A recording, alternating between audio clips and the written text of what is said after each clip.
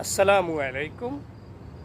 প্রিয় ভাই, প্রিয় বন্ধু, প্রিয় দোস্ত বুজুর্গ, আমি বা আমরা যে জিনিসটা পছন্দ করি না সেটা খাদ্য, বস্ত্র, বিভিন্ন সামগ্রী হতে পারে।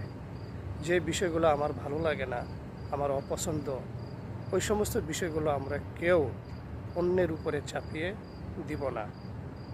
একটা বিষয় খেয়াল রাখবেন ভাই, আমার যেটা ভালো লাগে না বা আমার অপছন্দনীয় বিষয়গুলো আমি অন্যের উপরে কেন চাপাবো? এই বিষয়গুলো আমরা নিশ্চয় প্রতিনিয়ত খেয়াল রাখব।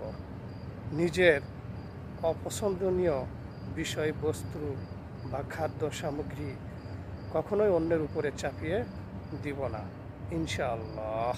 মহান আল্লাহ তাআলা আমাদেরকে সঠিক বুঝ দান করুন, আমিন। নিয়মিত আমল করার